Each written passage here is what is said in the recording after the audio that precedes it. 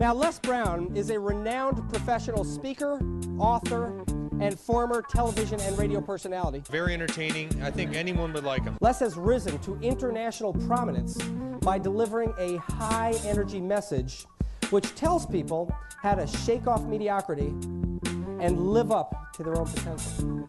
It is a message that he has learned from his own life, and one that he's helping others to apply in theirs. It's not hot in that room, but he's sweating. He's putting everything he's got into it. Yet his hunger to learn and his passion for self-improvement enabled him to rise above those limitations.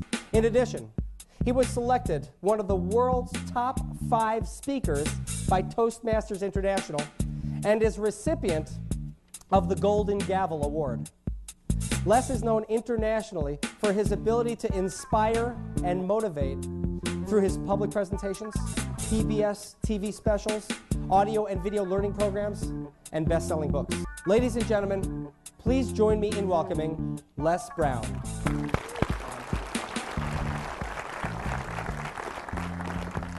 How many have major goals you'd like to achieve? Raise your hands, please. Very good. I want you to shake someone's hand on your right and left, look them in the eyes, and say with conviction, you have something special. Do that quickly, please. Very good. I like to ask that question before I speak because I like to know who's in the audience and what your expectations are for your life. And when I ask that question, a lot of people raise their hands. Some people don't. Some people don't want anything much. Most people operate in the area of survival. How many of you know people who should be here? Raise your hands, please. See, they're fine just like they are. Now, but there's some people who that just surviving is not enough. I believe that there are 3 types of people in life. They're winners, they're losers, and they're winners who've not discovered how to win yet. And these individuals, it's something about them that drives them, that they will invest in themselves. They go to seminars and workshops and lectures, and they're seeking, there's something in them that says, I can do better than this. That there are people who would be glad to be where they are and would be happy, but they're not. How many of you know if you had your life to live over again, you can do more than what you've done thus far? Raise your hands. I was reading a story about George Bernard Shaw, who was a very brilliant man in his day, and I love to quote him. But one of the things that was asked George Bernard Shaw that really resonated with me at the end of his life, somebody asked him, if you had to be anybody in the world, anybody throughout history, if you had the power to be born again, who would you like to come back as? And without blinking, he said, I'd like to be born as the man I never was. I like to be the man I never was, that I never became. Seeking to connect with that person. There's another person here that you're looking at. There's somebody else back there. And every chair in this place, there are 2 people in this place in every chair. You're in the chair with somebody else. There's another person back there. You know they're back there. And that person is the person that you want to become connected with. And sometimes you do. Sometimes you've had some experiences where you said, I can't believe I'm doing this. How many have ever done that, please? That you surprise yourself. Well, every time I speak, I see this as such a sacred opportunity. And I'm so happy. Sometimes I think I'm dreaming because when I look back on my life, and this Les Brown that you see was in bondage for so many years, didn't come out till late in my life. I had him under arrest. I was in bondage with fear. I wanted to do what I'm doing. And I thought about things I wanted to accomplish, and I held myself back because I was afraid to fail. I was afraid to make mistakes. I was afraid that I would embarrass myself. I was intimidated by people who had college degrees because I didn't have a college degree. I still don't have a college degree. And so I would think about the things I wanted to do, and then I would start thinking about the fact, Les, you can't do that. So that's what I told this guy in me. Les, you can't do that. You don't have a college education. Les, I hear what you're saying, but come on, be logical, be practical. You can't do that. I know you feel good going to see Zig Ziglar and Tony Robbins and the late Dr. Norman Vincent Peale and Robert Schuller. I know they motivate you and inspire you, but get real. You can't do that. You never worked for any major corporation. Come on, let's be practical, be logical.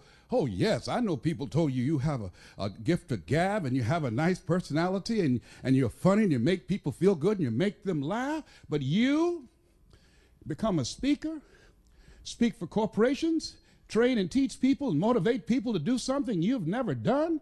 You're not rich, you're not successful, you don't have any books, you don't have the resources, you don't know the people, you don't have the contacts. You can't do that, Les Brown. See, my heart said, I can do that. When I looked at my dream and saw someone doing what I love to do, I love to help people. How many love to help people? And my heart said, I can do that. And then I made a critical mistake. I asked, how? The mind became operative. The mind came up front and said, Les Brown, I heard what your heart said, but I want to ask you, how will you do that? And so I went from my heart to my mind, and I tried to figure it out. How would I do that? At that time, I wanted to earn $1,000 an hour. My mind said, do you make $1,000 a week? I said, no. Okay. Have you ever done this before? I said, no. Okay. Well, I'm not saying you can't do it, but let me ask you some other questions, all right? Have you any contacts with anybody that can teach you how to do this? No. Okay, well, maybe there's something else. Do you have the money? No. Do you have the credentials? No. Will anybody stand up for you and say, oh, he's done it for me and I know he's good? No. Well, let me ask you, do you really think you could do this? No. There's an African proverb that says, if there's no enemy within, the enemy outside can do you no harm. How many of you ever thought about something you wanted to do? You felt it in your heart. You couldn't explain it. You felt it in your heart. And you talked yourself out of it. Raise your hand if you know what I'm talking about. I talked myself out of it. No one did it to me but me. The forte of fruiters is not in our stars, but in ourselves, that we are underlings.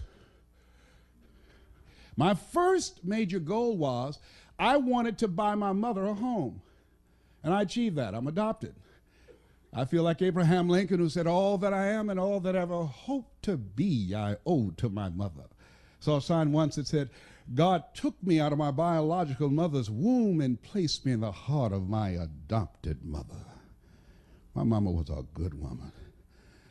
She adopted 7 children. Mama only had a 3rd grade education, but I admired her character. I admired her personality. She never met strangers. Mama met you right now. She would talk your head off. You know, she was a funny woman. She always had a sense of humor. Mama walked fast. We walked with Mama downtown. We had to hold her dress. Mama would walk fast. We trying to keep up with Mama. Years later, at the end of her life, when she was 89 and suffering from breast cancer, we took her to a furniture warehouse, and she got out of the car with my sister, and she was holding my arm, and I said, Mama, I said, they have a wheelchair here. Can I get this wheelchair for you? And I went and got the wheelchair, and she looked at me. She said, no, boy, I would walk this place myself. I said, Mama, but it's so huge, Mama. how were you in a wheelchair? She said, I'm fine.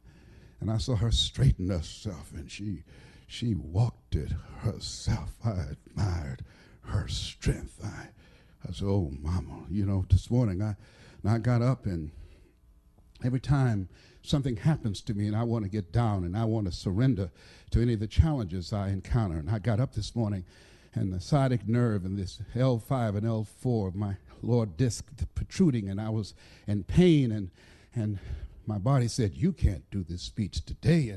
And somebody said, are you going to surrender to this pain, or are you Mamie's boy? Get up and straighten your back. You can do that speech. You can walk that flow yourself. When you start walking, you won't feel anything but her presence with you. Sometimes we have to stand up inside ourselves. Sometimes we have to fight ourselves. Sometimes you have a dream and goal that you want to achieve, and you say, oh, I can't do that. You got to tell yourself to shut up. I can do it. Don't tell me I can't do that. Sometimes you got to talk to yourself. I can do it. I'm Mamie's boy.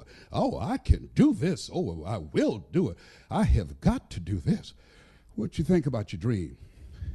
And I want you to increase your dream dramatically. And I said you have something special. I'm telling you what I know. You have greatness in you. You have the ability to do more than you can ever begin to imagine. I don't even know you, but I'm telling you what I know from my own experience. And greatness, ladies and gentlemen, greatness, it's a choice. It's not your destiny. Most people never discover their greatness. Most people, ladies and gentlemen, go to their graves living a life of mediocrity, living a life far below their potential.